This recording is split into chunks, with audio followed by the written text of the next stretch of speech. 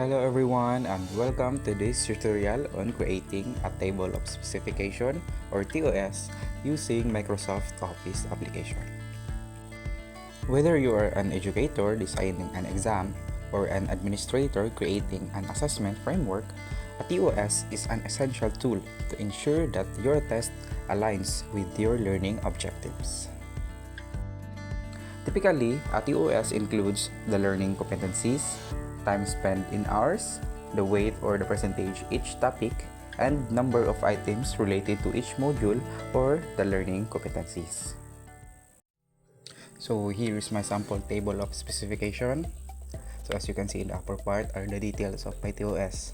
So the content of my TOS are learning competencies. We have also time spent in hours, the percentage, and the number of items. And these are the Bloom's Taxonomy. So now, you might wondering why I incorporate Bloom's Taxonomy in my TOS. It's because Bloom's Taxonomy is a framework that categorizes learning objectives into 6 levels. So these are remembering, understanding, applying, analyzing, evaluating, and creating.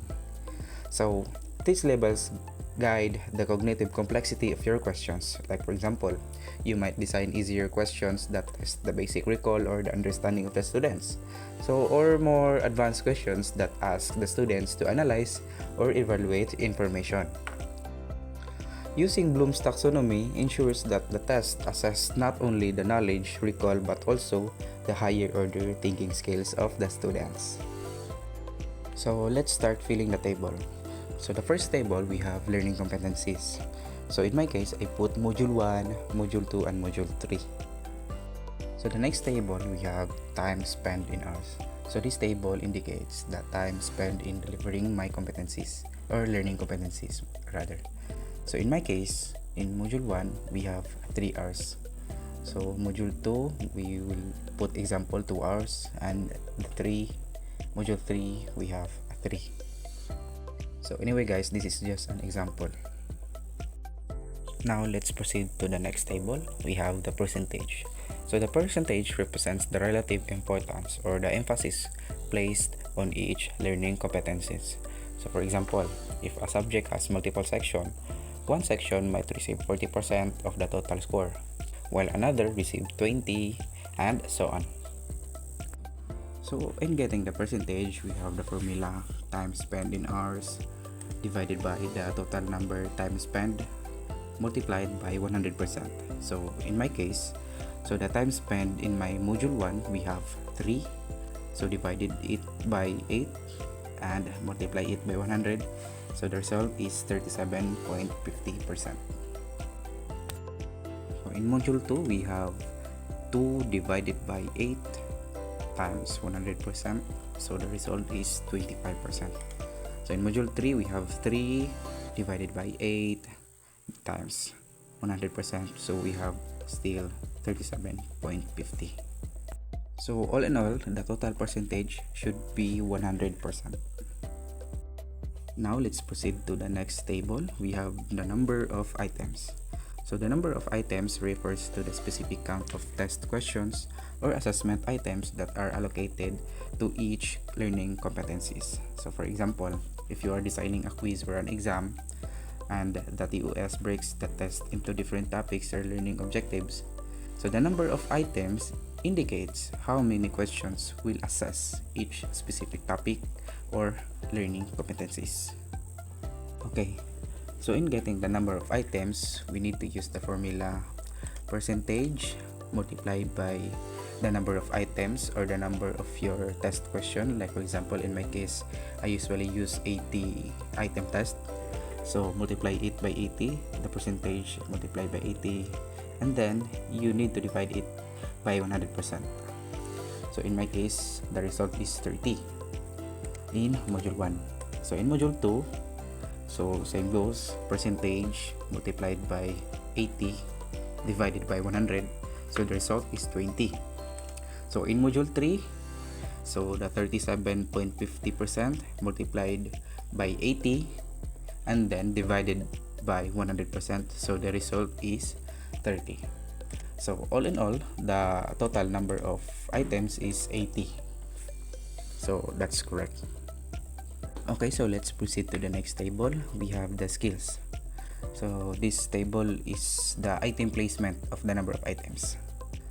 So as much as possible, we need to distribute evenly the number of items. So in my case, the number of items in my module 1, we have 30. So I distributed it in the remembering and understanding, because this is the basic level of the Bloom's taxonomy. So I put 15 in remembering, because usually these questions are, most of the time, these are multiple choice type of question. So the 15, I put it in understanding, because these questions falls into the true or false na category.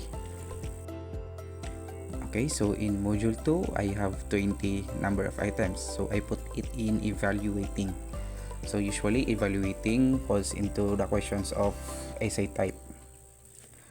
Okay, in my module 3, I have 30 number of items, so I separate it into skills in creating and evaluating. So 25 in creating and 5 in evaluating.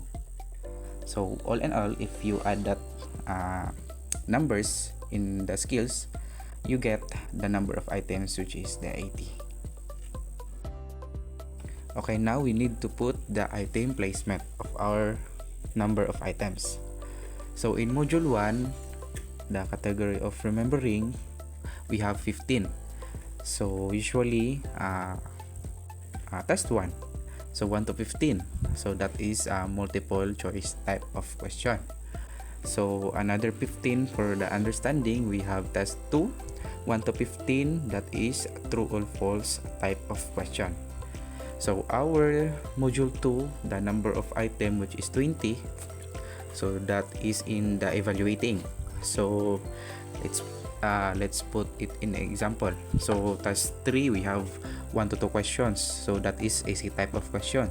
So each question we have 10 points each, so that is all in all 20.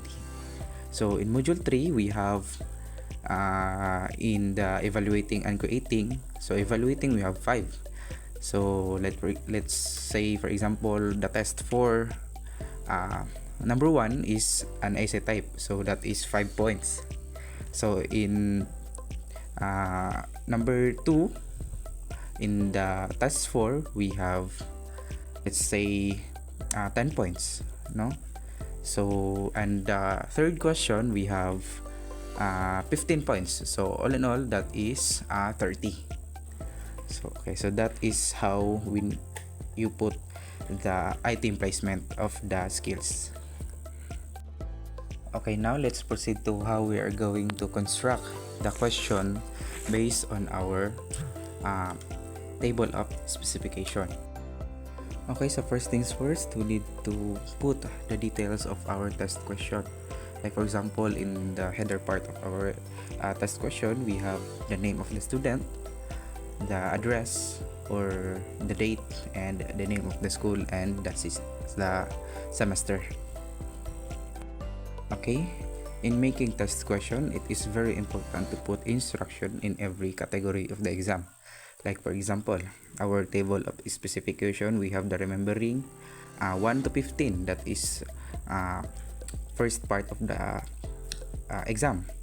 No, 1 to 15, that is a multiple type of question. So in your test question, you need to put the instructions goes like this. So test 1, multiple type of question or multiple choice. So the instruction is write only the letter of the correct answer, and then the question should follow. Like for example, question 1, what is a computer? Like just an example, what is a computer? So after that question, you need to put the options. Like for example, A, B, C, D with the options. So same goes with the question number 2, 3, until you finish the 1 to 15 question, because that is the item based on what we had inputted in our table of specification. So that is how you create a test question based on remembering. So you are measuring the thinking skills of the student or the remembering skills of the student.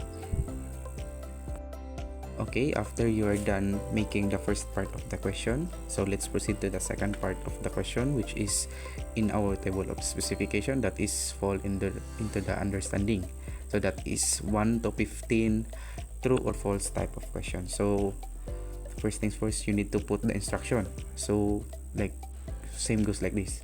So test 2, true or false. So write T if the answer is true and write F if the answer is false. So the question should follow.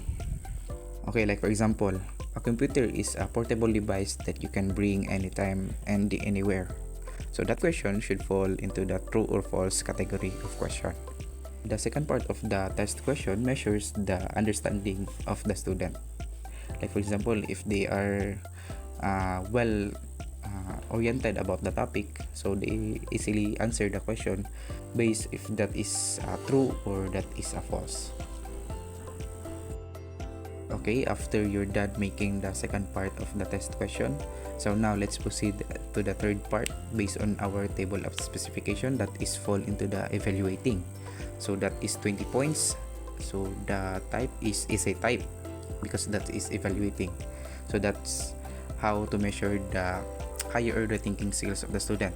So the question is 1 to 2. So 10 points each. So the instruction should goes like this. So discussion. So elaborate the given instruction or the given idea. Question goes like this. What is a computer? So that's elaboration because the student should elaborate what is a computer. Okay. So second part of the question, like for example, you need to put what is the use of a computer. So that is an essay type of a question. So that is how you make a test question based on evaluating. Okay, so let's proceed to the fourth part of the test question based on our table of specification. That is the learning competencies is module 3. So that fourth part of the question is essay type and demonstration type because that is in evaluating and creating. So usually when you create a test question using evaluation, so that is the discussion or the essay type. So like for example, question 1, discuss what is the importance of the computer. Same that kind of example. So in creating category, so you can create a question using demonstration. Like for example, demonstrate what is the use of computer and give example. Just like that. Or demonstrate how to build a computer and disassemble a computer. That is some example of how we create questions based on creating. Okay, once you are satisfied with your TOS, so this table will now serve as your guide to develop an individual exam or test question. So you can use Microsoft Excel to create more detailed, data-driven TOS or use Microsoft PowerPoint to present it in a visual format to stakeholders. Okay, so the final step to use your TOS as a reference when you create your test.